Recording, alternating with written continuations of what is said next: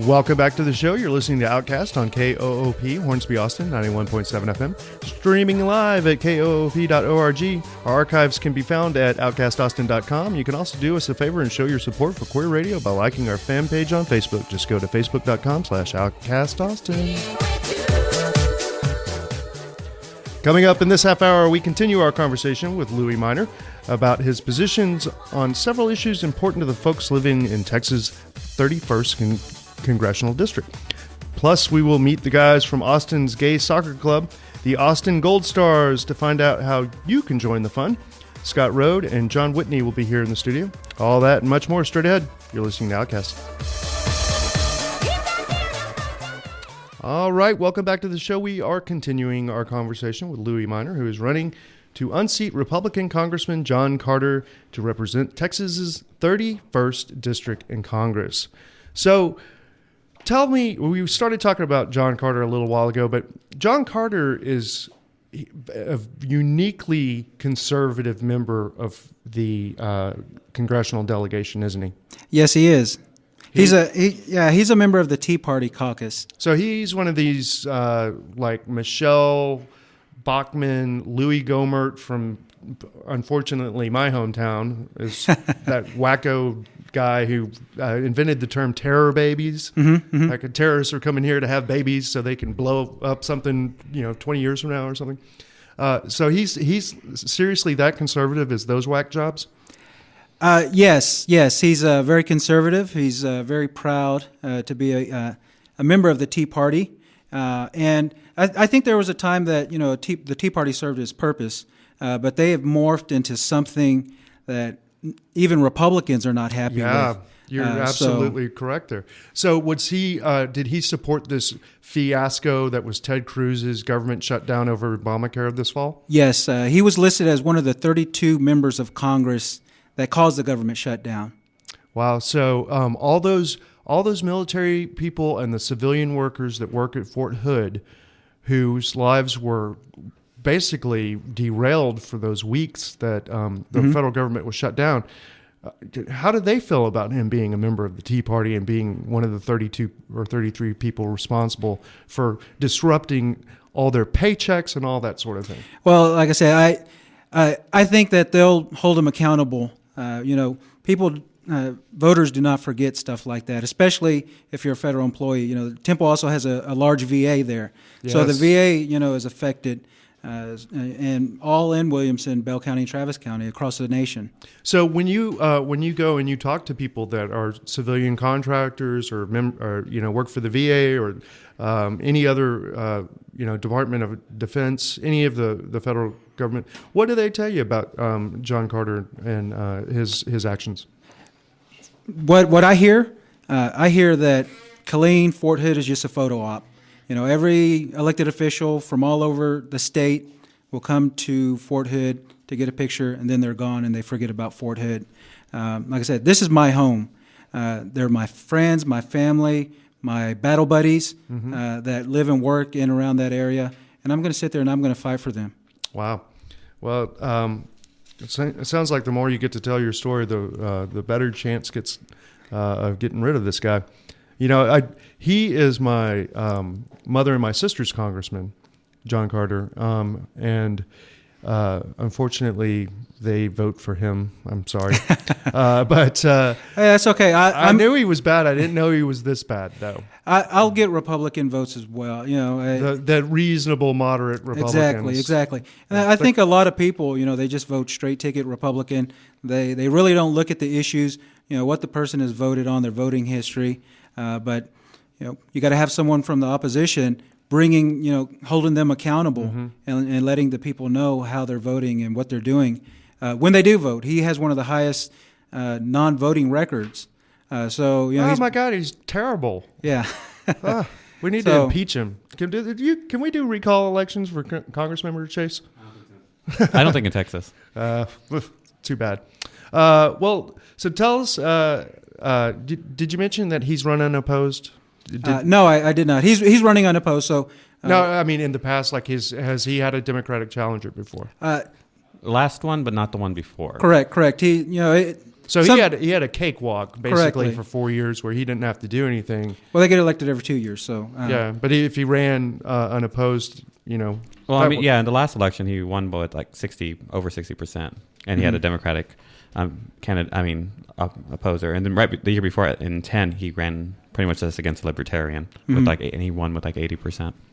Well, let's go on to some issues so you can tell everyone where you stand. I'll just tick these off if that's okay with you. Yeah, let's go. Let's start with the big one everybody's talking about now with income inequality is the minimum wage. Well, I definitely support raising the minimum wage to a living wage. When you have someone working 40 hours and they still have to get government assistance, to put food on the table, to pay bills, even housing assistance, that's unacceptable. It's unacceptable in my book. I think it's unacceptable in a lot of people's book, except the Republicans. It's acceptable to Republicans. And they just slashed food stamps or the SNAP program. Correct. Again, didn't they? Correct. Yes, that affects children, disabled, veterans. It affects everyone. It's school breakfasts and lunch for lower income children, whose parents, like you said, probably work 40 plus hours a week, but still can't afford, to make ends meet. Correct. Yeah. So what do you where do you think the minimum wage should be set? Well, I agree with the 10-10. I think that's a good baseline to start out, and then go from there. You're always going to hear, ever since the minimum wage was created, back in FDR's time, the Republicans always said, it's we can't do it. We can't do it. It's going to drive prices up of everything. It's just don't do it. Contrary to every serious economist that studied it, who says that if you was it John F. Kennedy that said rising tide lifts all boats? And every economist will tell you if people have more money, they will spend that money in the economy, buying meals at restaurants, gasoline for their cars, clothes for their kids, school supplies, and it has an incredible ripple effect throughout the economy. Yes, it does. It does. We need to act on that. The Republicans will not do that. So we need to get them out and get some fresh blood in there that will support the working class. Yeah, and this is a perfect opportunity to get one of the 11 worst offenders out of Yes. out of the Congress. Okay, let's talk about education because I know that's a topic very near and dear to you. You have a master's degree, don't you? I do. In public Administration. Administration. Yes. Okay, so not only were you the first to finish college, you were the first to finish grad school in your family, right? No. My sister, she'll tell you that she, we always been in a competition. Now we're getting to it. I love this. She beat me on that one, but I tell her that's only because I was in Iraq. And that's pulling the veteran card, huh? Yes, I had to throw that one in there. So, okay. So I'm the second one in my family to obtain a master's. Wow. So you have an MPA. What does your sister have? I believe it's education counseling. Oh, wow. So she's a school counselor in Pflugerville ISD. Oh, very, very. That's wonderful. So she's right in the area too. Yes. Okay. So I'm sorry, I totally interrupted you. You were talking about education. Education is very, that education is what is the bridge to, upward mobility. And we need to make it affordable and accessible to everyone. And that's not the case. Tuition keeps on rising. I believe that from stuff that I've read, the next bubble will probably be from, student loans and stuff like that. So, I'm very concerned about having, from pre-K all the way up to, grad school, making sure it's affordable. Yeah. So the student loan issue is a really big issue too, because not too long ago, the Republican Tea Party caucus in the House was holding up the interest rates were about to double for student loans, and those interest rates are set by the federal government and through a government program, correct? Yes. And so they were coming upon a deadline where they were going to expire at the lower rate that had been set. And was John Carter one of those congressmen who was against allowing the Congress to pass the extension of the lower rates? I think every vote John Carter casts puts the future of Texas in jeopardy. I don't know that's just specifically a blanket statement. right? I don't know specifically if he voted, if he was going to let that double. It wouldn't surprise me if he was one of them. But we have to get these guys out of there. We have to. We have too much of our future riding on our members of Congress working together, not shutting down the government. Looking out for the middle class, looking out for small businesses. Yeah, so you bring up small businesses. So tell us about your thoughts on small business. Well, my thing with small business, my father's a small business owner. What kind of business? Construction. Oh, yeah? And, I grew up with that. And back in the early 90s, during the recession, my father lost his business. He had to rebuild it from scratch, and no one helped him. So the small business owner, they're the first person to be affected by an economic downturn, and the last to get any type of help. So I think we need to invest, more in small businesses to help out the economy, because that's the largest provider of jobs are small businesses across the nation. Right, absolutely. And most people work for what is a small business. Mm-hmm. The large majority of people who have a full-time job work at a small business in this country. And let's go on to another issue that I know is very near and dear to your heart: veterans issues. Yes. Well, Waco, the area that covers this district, is the highest in the nation as far as districts as processing claims. John Carter, deals with them. I'm very concerned about that. I think the number of days it takes is over 400, and that's unacceptable. We need to fund the VA properly, make sure that they have everything in place. I mean, it's paper.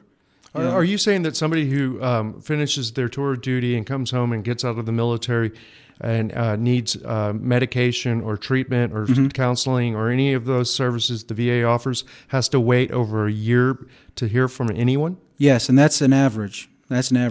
I worked at the Warrior Transition Battalion in Seattle, and there, we'd have people there many times, over 2 years waiting for the VA. That is scandalous. That is such a shame. It is. And I think if someone that's been through the process, through the VA, through the military, is representing them, that knows what it takes.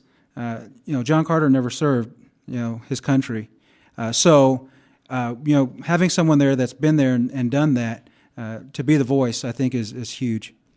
So we're running out of time here, but I want you to tell people, if there's people out there listening that want to get involved with your campaign and help, or get a yard sign, or walk blocks, or do any of the things that are available in a political campaign, how could people get involved? Well, you can visit my website. It's www.louieminer.com, and also on social media, on Twitter and Facebook, just put in Miner 2014. And you've got an event coming up at the second half of March here in Austin, where people can come and meet you, and it's a cocktail reception, I believe. Right? Correct. And there's information. If you get on the social media stuff, you'll find it there. Okay, and that's going to be at a to be determined place. Okay. All right. So people can follow you on Facebook and on Twitter, and that information will be coming out as soon as it's available. Yes. All right. Well, thank you, Louie. Thank you so much. Thanks for having me. And thank you for your service to this country in all aspects, but most importantly, serving overseas in our U.S. military, because that is a huge sacrifice for anyone to take. So thank you for that. Thank you. I appreciate it. You're very welcome. Louie Miner is the first openly gay Latino running for Congress in Texas's history.